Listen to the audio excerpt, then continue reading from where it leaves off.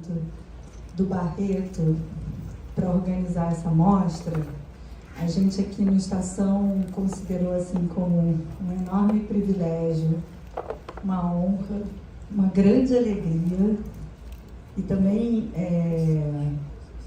uma responsabilidade enorme. Alice Barreto, como a gente tem dito na divulgação dessa mostra, é a maior produtora de cinema do Brasil. E quando a gente se debruça sobre os filmes que a Alice Barreto produziu, a gente vai encontrando uma pérola atrás da outra. Essa mostra é constituída de muitos filmes. A gente tentou mostrar aqui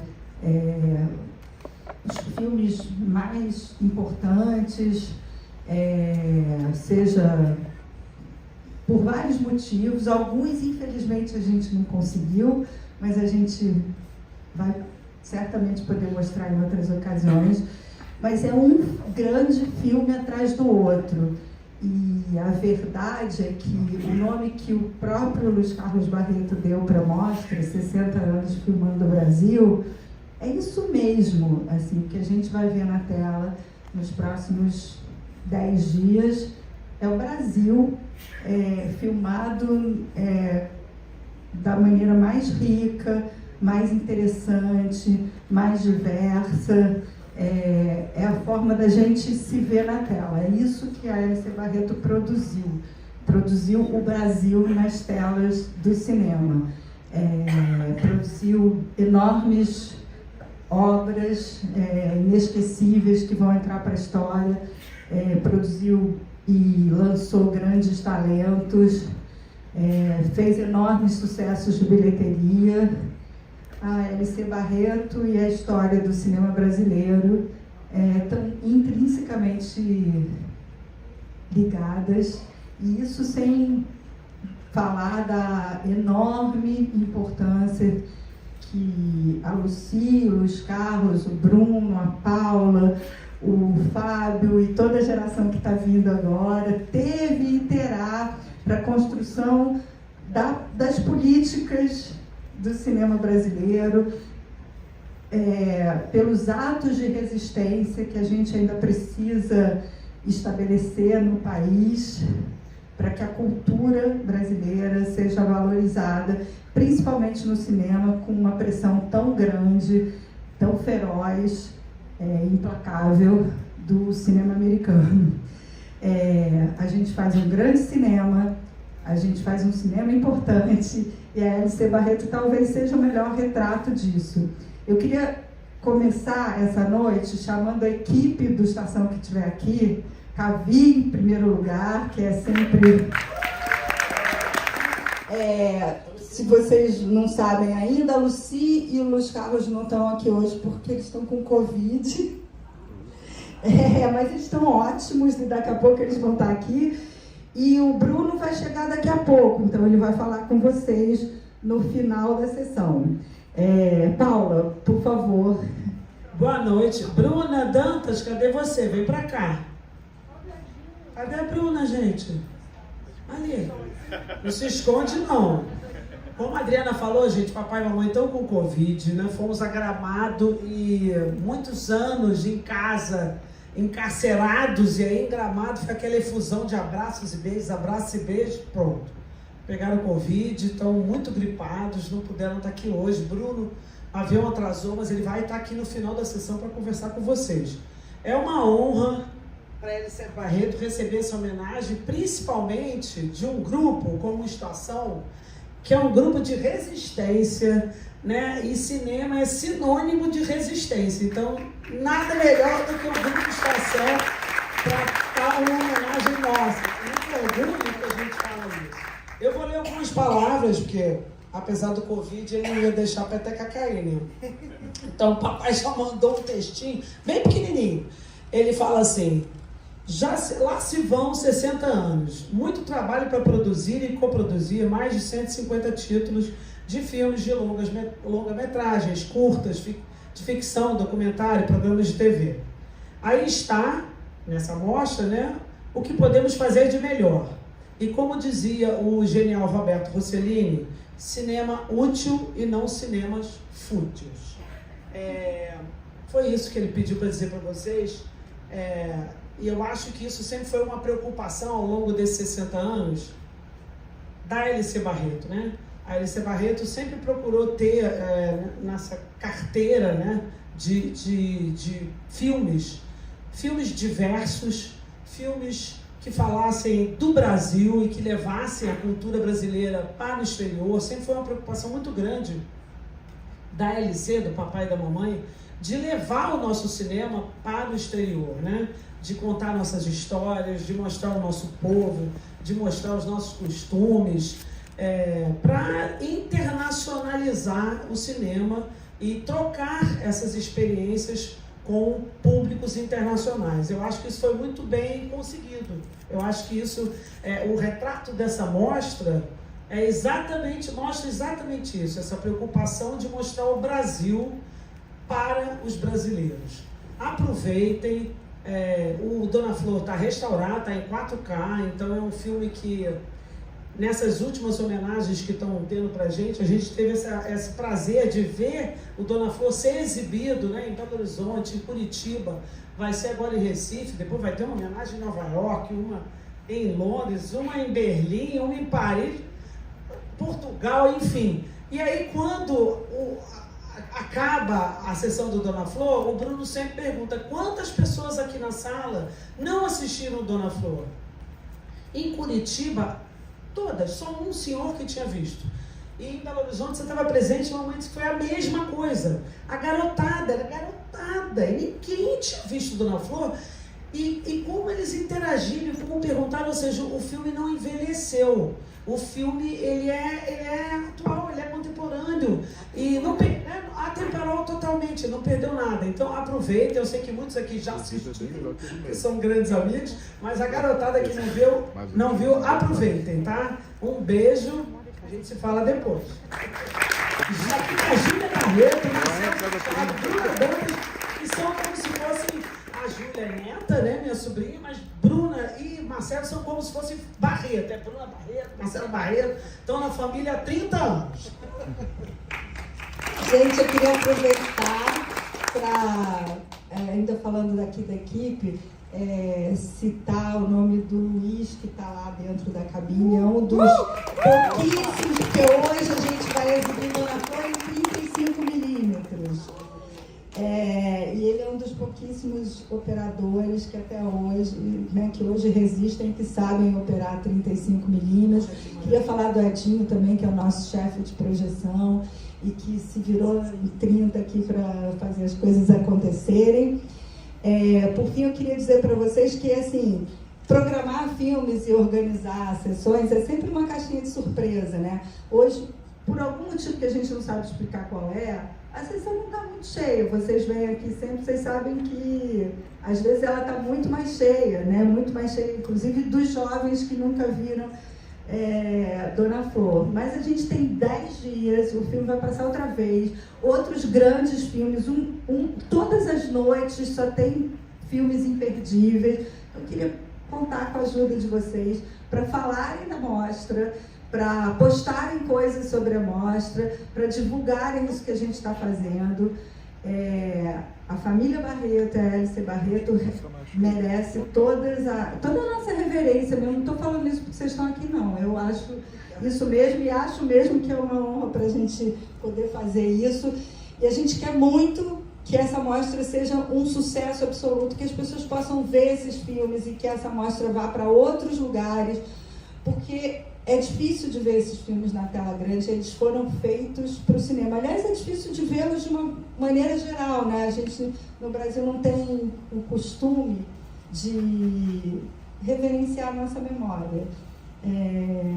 A L.C. Barreto continua aí, vai trazer mais um monte de filmes nos próximos anos, e prestigiar o trabalho deles é muito importante para quem gosta de arte, de cultura e de cinema brasileiro. Viva o cinema brasileiro, boa sessão para vocês. Eu vou passar para o Cavi, porque eu acho que ele quer fazer uma pequena homenagem aqui.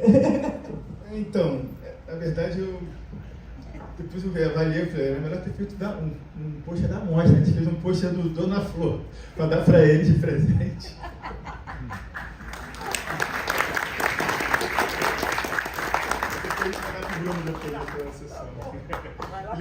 Lembrando que a gente vai, depois da sessão, tem o debate. Pessoal, por favor, fica. O Bruno está chegando. Vai ser muito legal poder ouvir ele falar sobre como que foi a filmagem, como é que foi tudo que ele fez. E lembrando também que as sessões que vão ter nos próximos dias, todos vão ter pessoas convidadas muito legais. Por exemplo, amanhã vai ter o Cacá Diegues. Também as sessões vão ser em 35. Vai ter o Walter Lima. Amanhã vai ter a Beth Faria, que vai estar aí. No sábado vai ter a Fernanda Torres, Gira Paz, Cláudia Abreu. Ou seja, vai ser muito legal poder ouvir também as experiências dessas atrizes, desses atores, desses diretores também. A gente que está fazendo cinema, tem muitos estudantes de cinema aqui, eu acho que é uma verdadeira aula de cinema brasileiro. E muito importante poder, além de ver, poder debater o filme. Então, convido vocês para ficar depois da sessão. É isso aí. Muito obrigado, boa sessão. Viva a estação, viva a Alice Barreto, viva o cinema brasileiro. Viva a Dona Flor.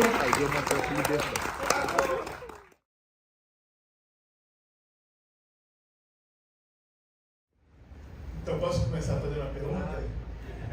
Uma das coisas que a gente sempre falava nas reuniões para decidir sobre a mostra, o Luiz Carlos Barretão sempre falava que esse filme foi um divisor de águas para Alice Barreto, que esse filme tinha que ser a abertura da mostra e toda a parte gráfica tinha que ser esse filme, que esse filme era o filme mais importante da Alice Barreto desses 60 anos. Como que você vê isso? O que você acha disso? No sentido da sua carreira também. Você fez esse filme muito jovem, né? Eu acho que você tinha 20 anos. Eu tinha 20 anos quando eu filmei, né? Exatamente.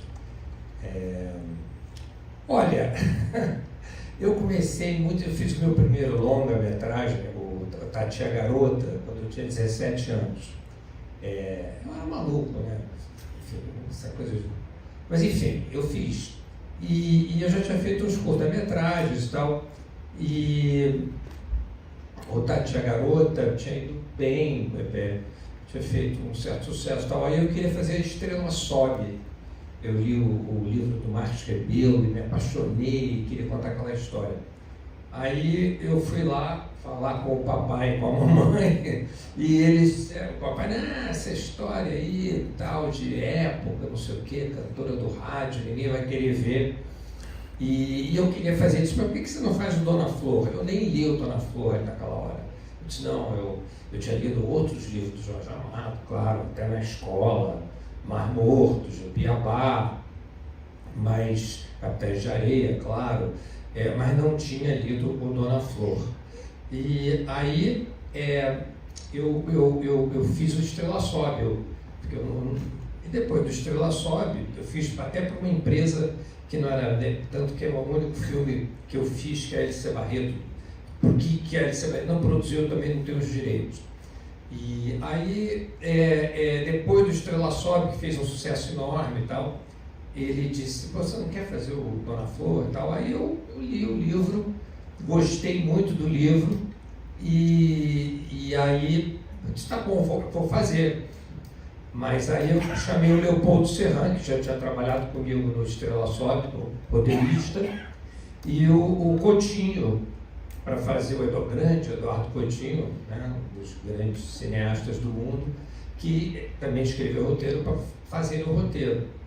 E eu me lembro na primeira semana, no primeiro dia, no primeiro encontro de roteiro, o Leopoldo Serran era publicitário, ele pagava as contas sendo redator da McCann Erickson.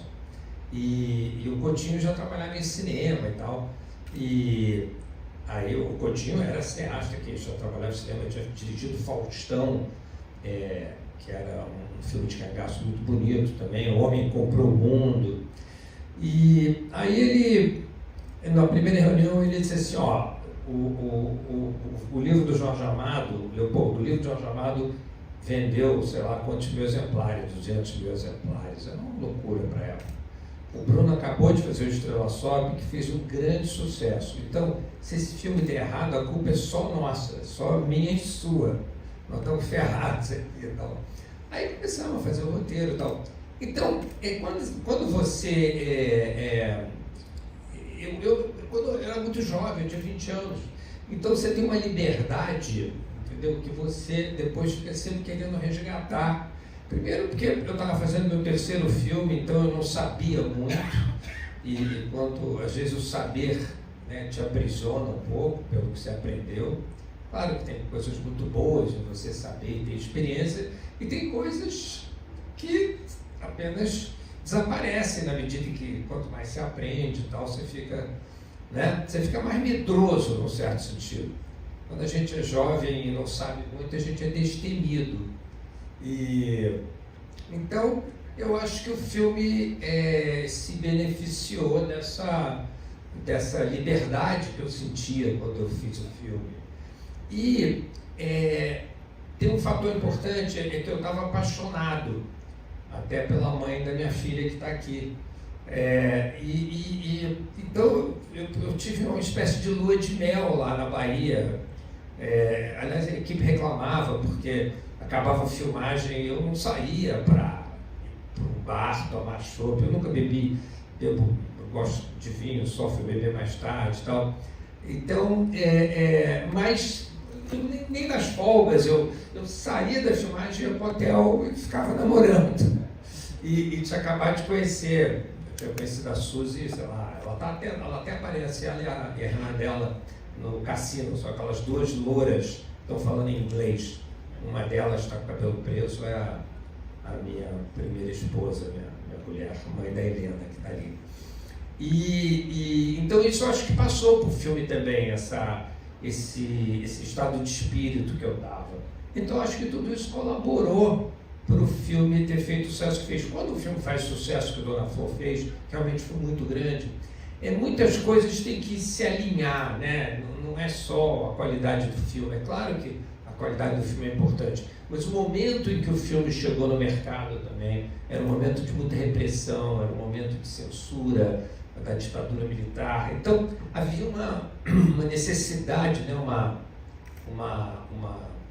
ansiedade por parte do espectador, né? para ver um filme assim e tal.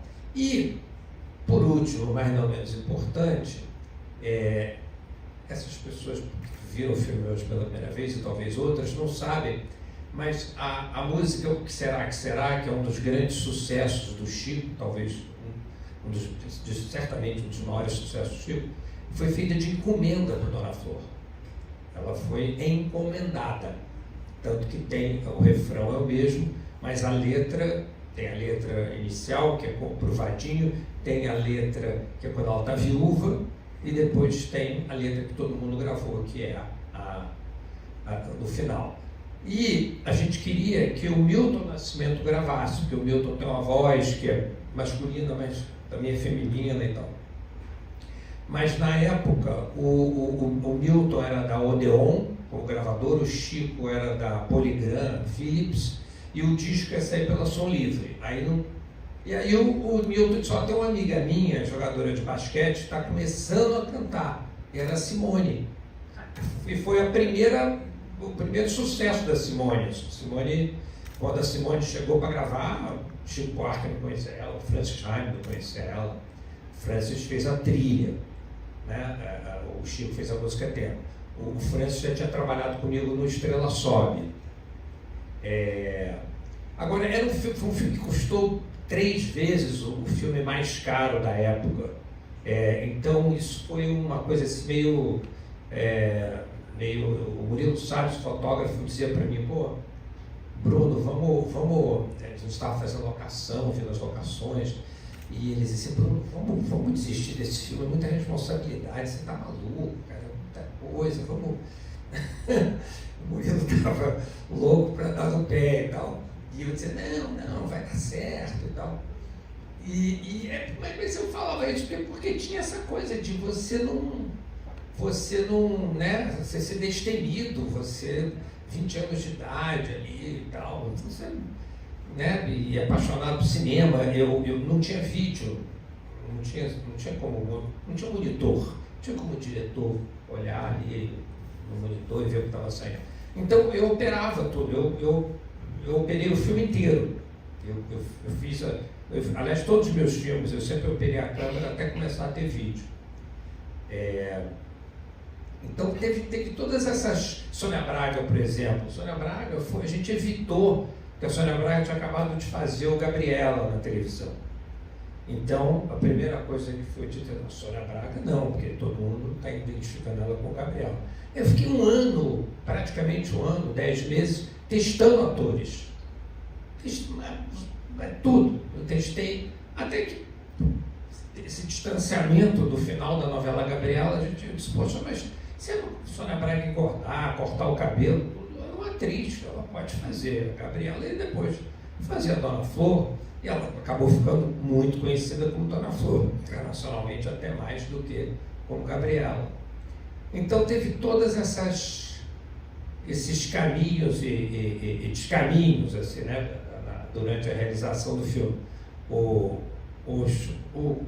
Tudo bem, eu conheço ele socialmente, mas o Caetano e o Gil até hoje não me perdoam por eu ter chamado o Chico e não eles para fazer a música do filme. Como é que você faz um filme na Bahia, baseado no livro de Jorge Amado, e chama o Chico Buarque para fazer a música? E depois, quando eu fiz o Gabriela, que é um filme que eu não gosto, que eu acho que é um filme ruim, eu acho que é ruim porque eu não sabia por que eu queria contar aquela história, que eu acho que é o mais importante quando você vai contar uma história, saber por quê, para quê. Mas foi o Tom que fez a música. Então, os baianos realmente, eu sou persona não grata com os nossos grandes compositores baianos. O Barretão falava também das duas câmeras. Exatamente, das duas câmeras. Falava que você pediu para filmar com duas câmeras. É que hoje com o negócio digital, tal, todo mundo filma com duas câmeras e tal, porque né, não gasta negativo e tal. Todo mundo não, mas enfim, muita gente. Todo mundo não, porque custa caro ter duas equipes e tal. Mas no Dona Flor, como era comédia, e eu não queria ficar marcando muitos atores. Quando você filma com uma câmera só, você fica, né, faz um lado, aí faz outro. E tem uma coisa, o seguinte, quando você filma com uma câmera só, tem sempre um ator que está fora, que não está aparecendo e que está só dando as falas, né, atuando, para depois você virar a câmera para ele e fazer o lado dele, o dela.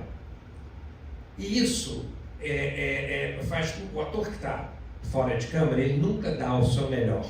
Ele guarda o seu melhor para quando ele estiver na câmera, né, aparecendo. Então, o outro ator que está atuando com ele, não tá, e atuar é reagir também. Então, eu disse, não, olha, eu acho que o melhor para o ator é ter duas câmeras, porque aí você tem os dois atores, você tem uma câmera aqui para o ator aqui, outra para o ator ali. Então, eles estão, um está dando o melhor e o outro também, e um vai melhorando o outro, entendeu? Então, a razão para filmar com duas câmeras era única e exclusivamente por causa da interpretação, porque é melhor para a interpretação. Aí não tem nunca ator fora de campo. Agora, era um problema, porque gasta muito negativo. Gastei muito, e negativo era muito caro, muito, película era muito caro.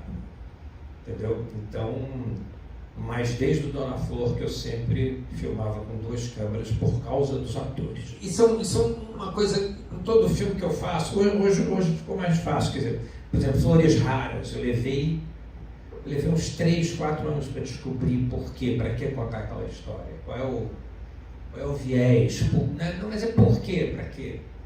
Né? O Dona Flor, eu queria fazer uma comédia, eu queria falar do sexo com amor, com humor, desculpa, não com amor, com humor. Eu queria falar do sexo com muito humor. Eu sempre adorei as comédias italianas. Eu sou muito mais fã do neorrealismo do que da Nouvelle Vague.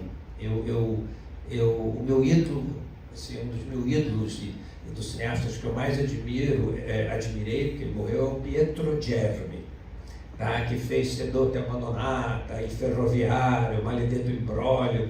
Esse cara o Fellini foi até assistente dele, do Pietro Germi.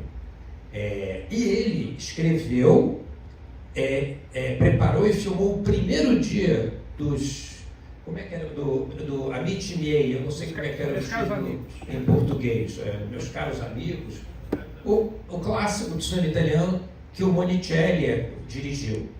Mas o Monicelli substituiu o Pietro Germi. O Pietro Germi teve um infarto, um ataque do coração no primeiro dia de filmagem, o Monicelli. O Fellini dizia, o Monicelli ficou mais famoso do que o Pietro Germi. O Pietro Germi só não ficou tão famoso quanto merecia, porque ele não era membro do Partido Comunista Italiano. Então, o Fellini dizia isso assim, declaradamente. E o Monicelli, sim. Então, eu queria, era mais uma coisa, como eu era jovem, era mais uma coisa de homenagear o cinema que eu cresci vendo e que adorava. Era o meu cinema preferido, até mais do que o cinema americano, que eu gosto muito.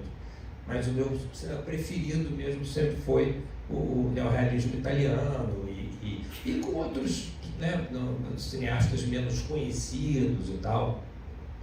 Tem um filme que eu adoro, que é Roma, Ora 11, Roma às 11 horas, enfim. Então foi um pouco por aí, entendeu? E falar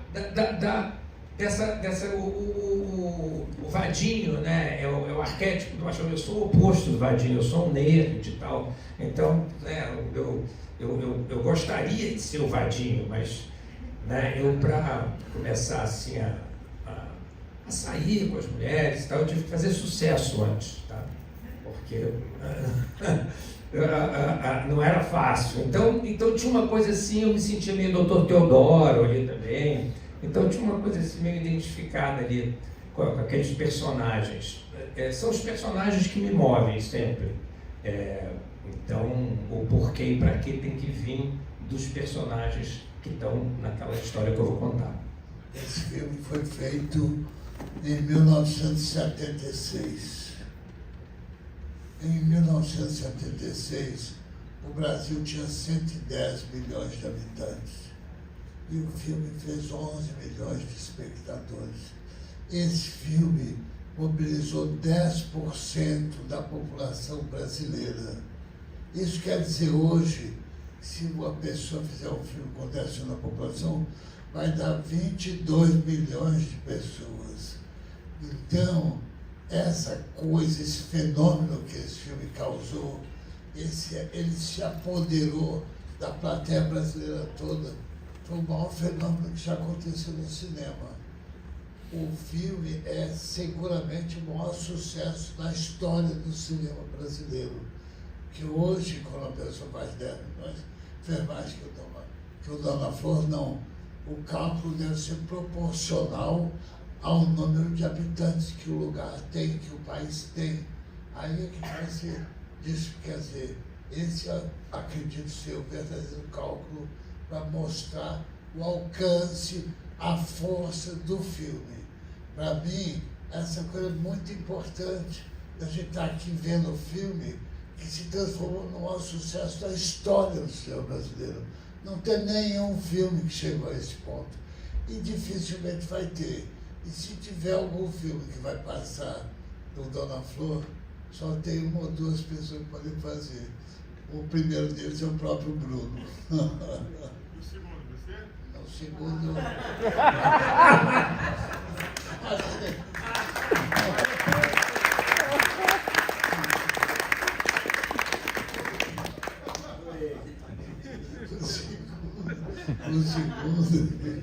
O segundo é mistério. O cinema tem mistério, mas seria bom, não é? O que aconteceu então? Eu vi esse filme, vi o Dona Flor, já conheci os filmes do Bruno, conhecia pouco o Bruno, e quando eu estava escolhendo a atriz para a Dama da Lotação, eu vi o filme do Bruno. Não é? E o filme do Bruno foi muito estimulante para mim. O filme do Bruno me deixou muito animado. E eu procurei a Sônia e falei, Sônia, você já fez o maior romancista do Brasil, Jorge Amado.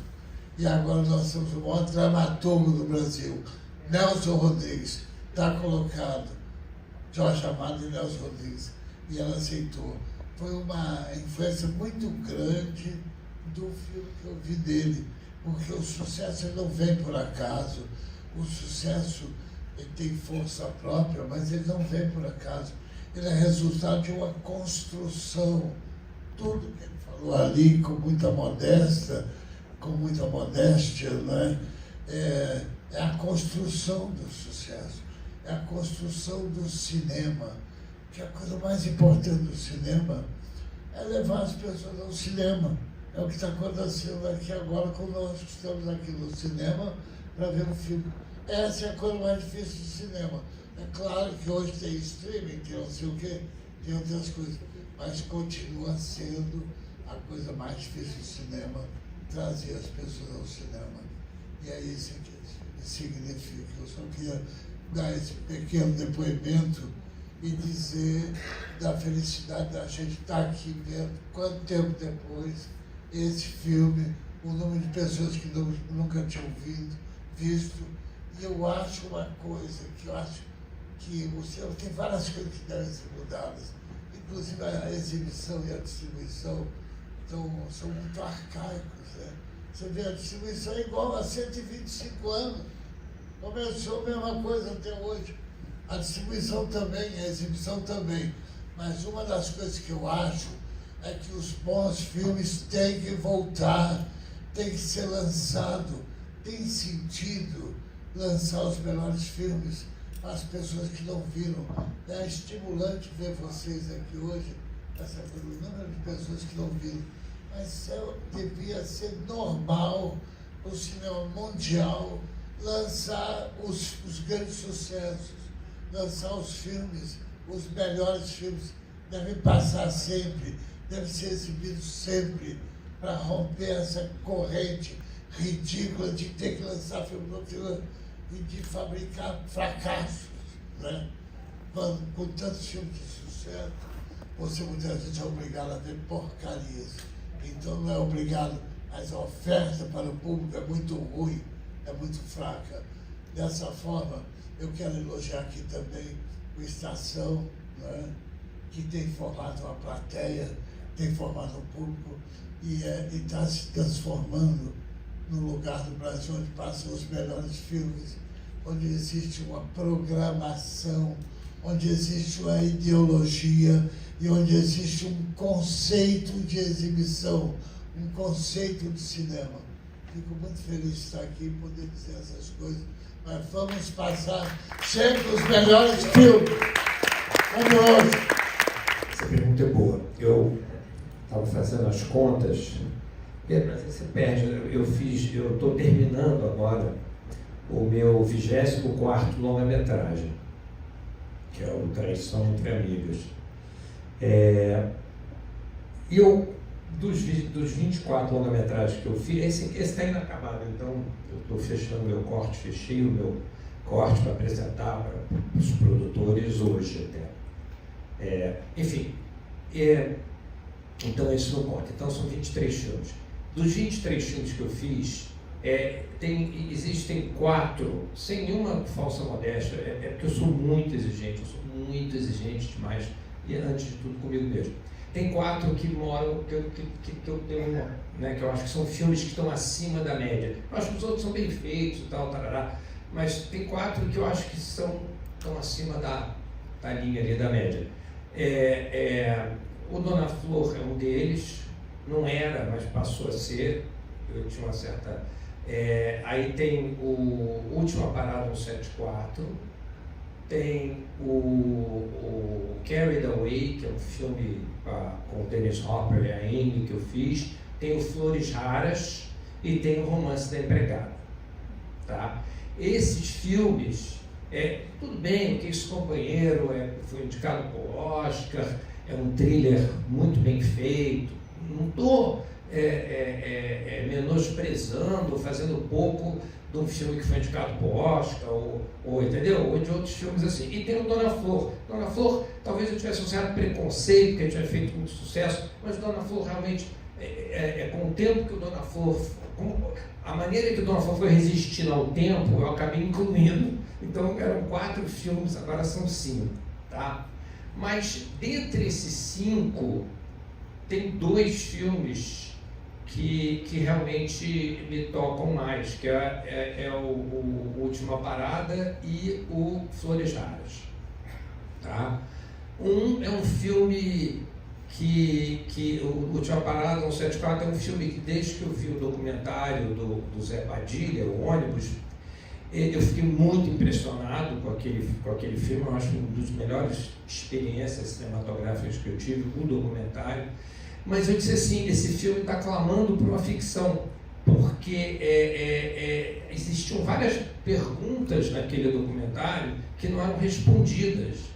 E eu não estou criticando o documentário do Zé, eu estou apenas dizendo que é isso, a realidade ela é tosca, a realidade não faz sentido, a realidade pode até se dar o luxo de ser inverossímil, e a realidade muitas vezes é inverossímil, a ficção não, a ficção tem que ser verossímil.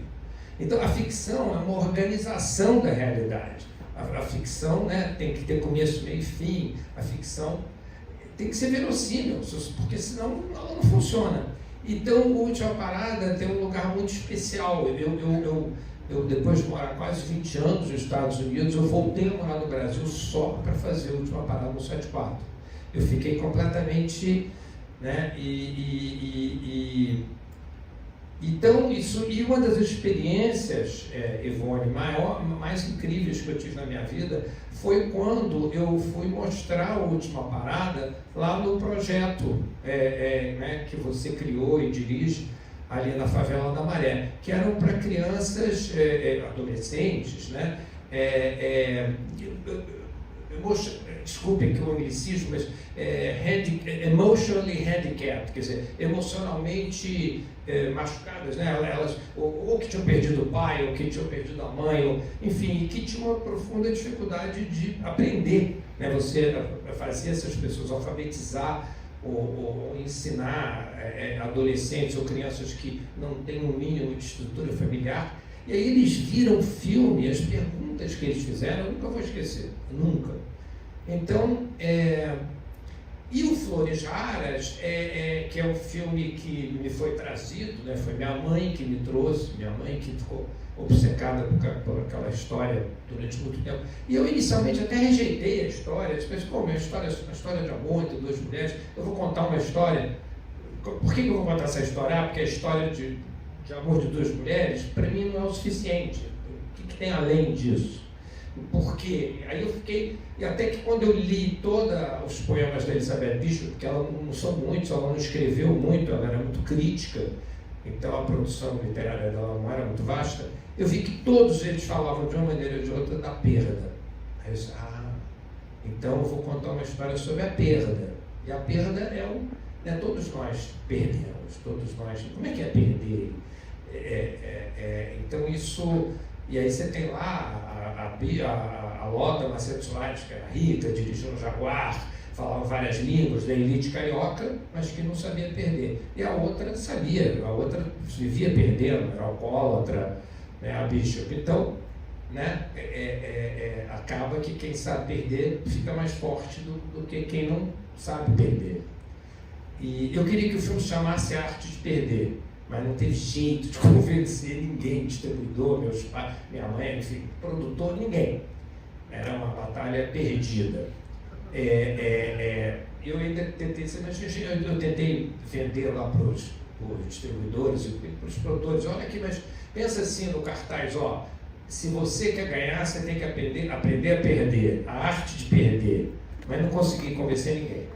Então ficou Flores Raras, que eu acho um título horroroso, eu acho um título péssimo, porque parece aquele livro que fica ali naquela mesa em frente ao sofá e você nunca pega o livro e abre. Flores Raras, um livro de fotografia, de botânica ou de paisagismo, vamos dizer assim. Entendeu? Então, o título em inglês eu gosto já mais um pouco, que é Reaching for the Moon, que foi até o que dei, tem a música lá que a Ella Fitzgerald canta, quando a Bishop vê os postes do aterro do Flamengo, que é uma das cenas que eu mais gosto. Então, para responder a tua pergunta, Ivone, são esses dois. É a Última Parada, que eu devo muito a você também, porque você é parte daquela história, aliás, você é um personagem no filme, e a Flores Raras, que eu devo totalmente à minha mãe e à minha ex-mulher, Amy Irving, mãe do meu filho Gabriel, porque ela fez o monólogo que ai meu Deus, esqueci o nome agora da jornalista que escreveu Porto Seguro para Elizabeth Bishop, uma jornalista de São Paulo, a mãe da Maria Prata e do Antônio Torres. E ela fez essa peça, e aí a Amy fez esse monólogo nos Estados Unidos. E quando vi a Amy fazendo, aí eu comecei a ter a vontade de contar aquela história. Essa pergunta é muito boa. Obrigado. Tem um momento lá no livro, no Dona Flor, que tinha assim, quando ela pede para a comadre dela levar o Vadinho embora, porque ela não quer mais, porque não dá, 2 maridos dá muito trabalho, ela não aguenta mais. Então, no livro, acontecia uma guerra de santos nos céus da Bahia. Aí, o Leopoldo, o Coutinho e eu empacamos. Guerra de Santos, da Bahia, não tinha computador. Mesmo que a gente quisesse fazer uma adaptação literal do que estava no livro, não ia rolar, não tinha como fazer aquilo. Então, aí a gente resolveu pegar um avião e ir a Salvador para sentar com o Jorge e perguntar e tal, o que ele queria dizer com aquela Guerra de Santos da Bahia e tal, parará. Então, aí a gente pegou o avião de manhã, chegou lá na hora do almoço, me encontraram à tarde. O Leopoldo Serran era um cara que sempre vestia sapato social, calça, camisa, sabe, um publicitário, era um cara assim muito... Leopoldo Berings Serran, ele era bem alemão, assim, então ele não tinha nada a ver com o Brasil, assim, mas no fundo era muito brasileiro. Então. E o Coutinho, aquela pessoa totalmente cáustica, cética e tal. E aí a gente foi almoçar, o Leopoldo pediu um filé com batatas fritas, claro, botou ketchup e tal, e o Coutinho e tal, pediu uma muqueca e tal, dito e feito, ele começou a passar mal depois, estava muito calor e tal, e nós fomos para a casa do Jorge Amado, ele não saía do banheiro, ia para o banheiro, voltava, e o Jorge Amado aí finalmente disse assim, olha, vocês se sintam à vontade para fazer o que vocês quiserem, porque eu odeio essa guerra de Santos da Bahia. Isso é uma solução preguiçosa, eu não sabia como terminar o livro, inventei isso. Eu acho essa guerra uma merda, então vocês se sintam à vontade para fazer o que vocês quiserem. Nós tínhamos decidido, e isso eu acho que é uma coisa muito conseguida no filme, sobretudo do Leopoldo e do Coutinho, que era quem somos nós para desmistificar os poderes mágicos da Bahia ou do folclore baiano. Não vamos fazer isso. Então, para quem quiser achar que a volta do primeiro marido é uma projeção, é um desejo da Dona Flor, tudo bem, é o que é.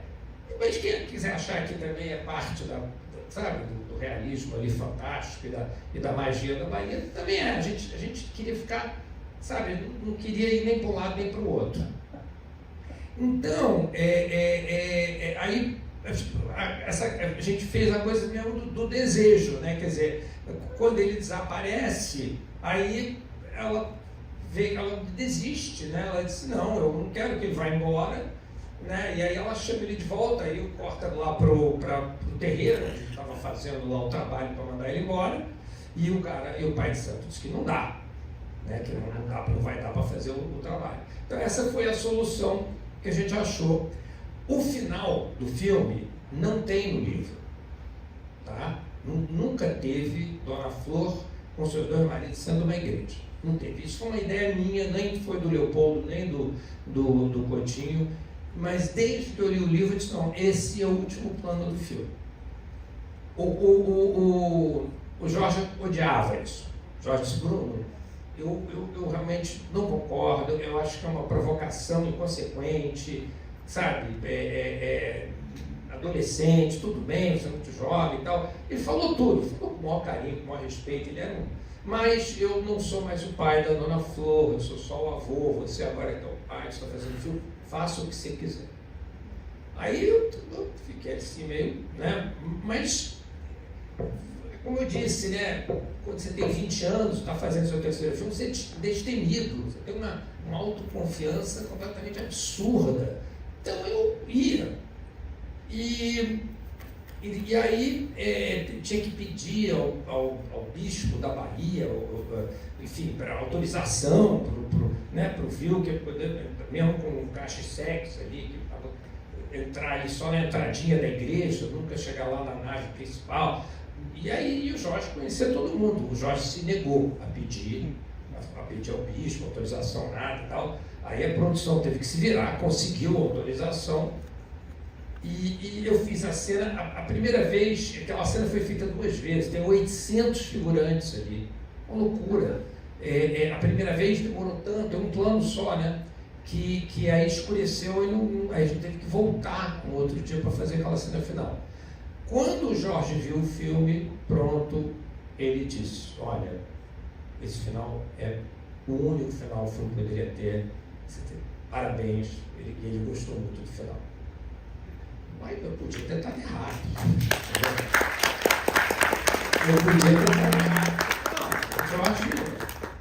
O Jorge, eu tinha 20 anos de idade, entendeu? Mas tinha essa coisa assim que você fica meio possuído, entendeu?